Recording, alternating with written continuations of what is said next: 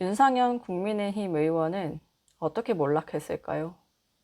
저는 아사진 미디어 조선혜입니다. 오늘은 윤상현 의원 과거사 찾아왔습니다. 이분이 한 달 전에 김건희 특검 피의자 신분으로 조사받고, 또 최근에 특검이 국민의힘 압수수색을 계속 시도를 하다가 잘 안 됐는데 다시 시도하겠다고 밝힌 상황이라서 좀 이분이 생각이 나더라고요. 그래서 비상계엄 이후에 윤상현 의원의 헛발질 패턴 정리를 해봤습니다. 의외로 요주의 인물이라고 할 수 있는 정치인의 그 과거 족적, 궤적을 정리한 기사 별로 없더라고요. 근데 언뜻 봤을 때 이분이 왜 이렇게까지 됐을까 생각했을 때 그거를 알아보는 게 좋더라고요. 그래서 써봤습니다. 그리고 이분은 사실 좀 한번 정리를 해야겠다 생각했던 게 비상계엄 이후로 국민의힘이 의원총회, 긴급 의원총회도 많이 하고 그 최고위원들 다 사퇴해서 비대위로 전환이 돼서 그대로 막 의총을 많이 해요. 그때 당시에 제가 국민의힘 출입 기자였을 때 기자들이 못 들어갑니다. 의총장. 처음에 이제 모두 발언 정도 오픈을 하면 그거 정도 이제 받아치고 나와서 계속 기다리다가 의총 끝나면 의원들 다 붙잡고 이렇게 물어봐요. 안에서 무슨 얘기 하셨냐, 어떤 얘기가 오갔냐. 그래서 의총장 앞에 항상 대기하고 있는 게 정치부 기자들의 일입니다.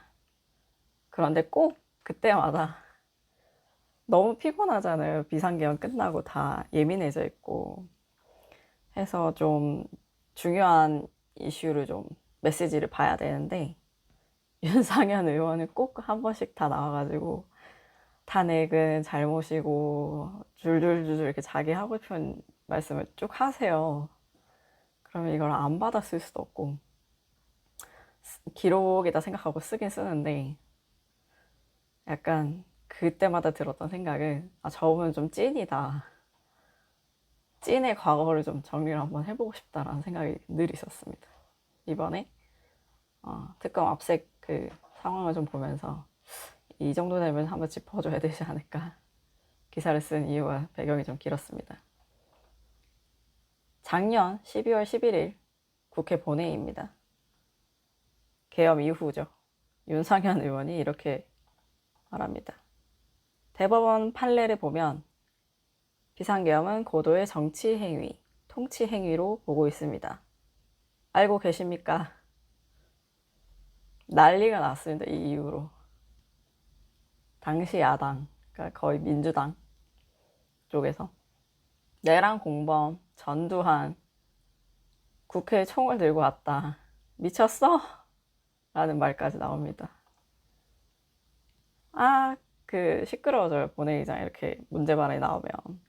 우원식 의장이 이렇게 진화를 합니다. 대통령 명예에 의해 군대가 국회에 총을 들고 들어왔다. 그것을 통치행위로 얘기한다는 것이 말이 되는가? 라고 비판을 했더니 윤상현 의원이 의장께서도 대법원 판례 공부해달라. 라고 맞섭니다. 이게 국민청원까지 갔어요. 작년 12월 13일부터 올해 1월 12일까지 윤상현 의원의 의원직 제명 국회 국민동의 청원. 동의 수가 13만 1364명이나 됩니다. 이 국민청원 같은 경우에 30일 안에 5만 명 동의를 얻으면 국회 소관 상임위에 이제 심의를 할 수 있는데 헌법상 제적의원 3분의 2 이상이 찬성하면 의원이 제명이 가능하죠. 그런데 오늘까지 다시 한번 제가 체크를 해봤는데 이 소관위원회 확정도 안 된 상황이더라고요. 이렇게 많은 분이 굉장히 드문 수입니다. 13만이 넘게 동의를 한다는 게. 그리고 이제 윤상현 의원이 이에 앞서서 본회의 전에 배승희 변호사 유튜브 나가서 12월 8일입니다.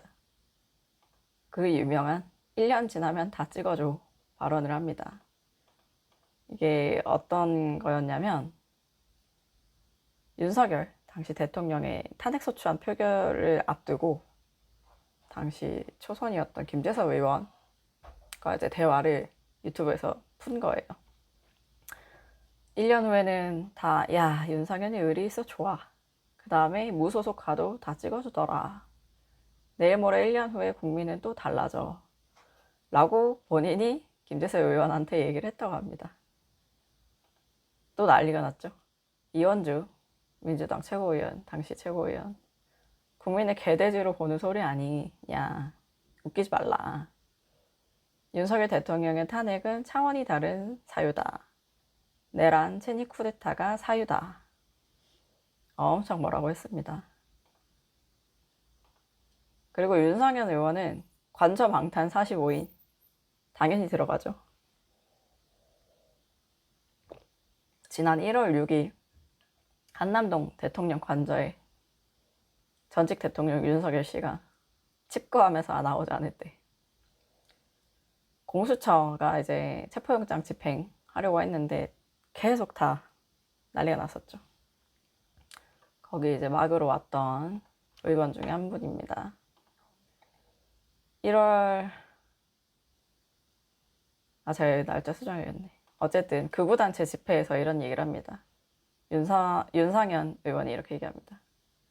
탄핵에 반대하고 집회를 하는 것은 단지 윤석열 대통령 안위만을 지키려는 게 아니다. 윤 대통령을 지키는 것은 대한민국 체제를 지키는 것이다. 윤 대통령은 이제 대한민국 체제의 수호의 대명사가 됐다. 대한민국 체제를 지키고 대한민국 미래를 지키고 대한민국의 헌법과 법치를 지키고 대한민국의 상권 분립을 지키는 것이다. 라고 주장을 합니다.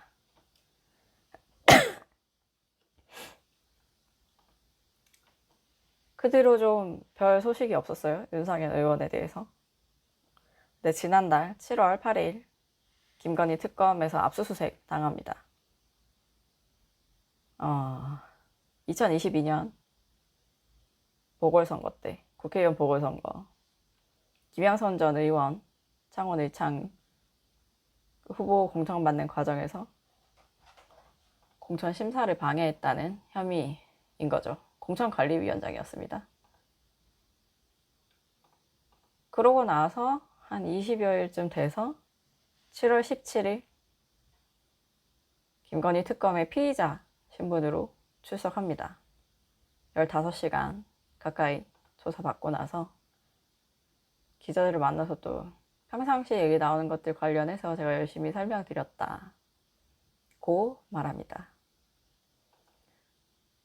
윤석열 씨 방탄 최고 눈에 띄게 활동했던 의원이라고 저는 보는데요. 결국에는 압수수색 당하고 피의자 신분으로 조사까지 받았습니다. 국민의힘 최근 그 이슈를 좀 말씀드리면 지금 현재 김문수 장동혁 후보, 당대표 후보에 대한 결선 투표가 진행되고 있습니다. 결과는 내일 나오는데 두 분 다 친전환길계잖아요. 이미 윤어게인 당 다 됐다. 내란당, 계엄당 이라는 비판이 나오고 있습니다. 특검이 계속 국민의힘 당사 압수수색을 하려고 했던 건 그 통일교 교인이 2023년 국민의힘 당대표 선거 전에 대거 입당을 했다는 의혹 수사를 하면서 그 당원 명부를 달라는 이제 요청을 한 거죠. 지난 13일, 18일 두 번 국회를 갔는데 압수수색이 안 됐습니다. 지금은 아니겠죠? 김문수 후보가 계속 그 당사 앞에 지키고 있었는데 그런데 특검이 지난 21일에 압색 영장 재청구 검토하겠다 있다고 밝힌 상황입니다. 압수수색 금방 하겠죠. 이 김문수 후보가 당대표가 되시던 장동혁 후보가 되시던 지금 극우화 논란에서 자유롭지 못할 상황에 지금 처해 있는데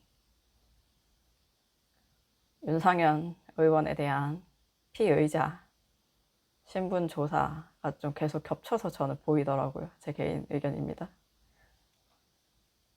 당 전체가 약간 비슷한 그런 처분을 받지 않을까, 그 가능성이 있지 않나 라는 생각에 정리를 해봤습니다. 오늘은 여기까지고요. 내일 또 국민의힘 전당대회 최종 결과 나오면 한 번 더 어떻게 짚어야 되지 한번 고민해서 찾아오겠습니다. 구독, 좋아요, 댓글 많이 부탁드리고요. 감사합니다.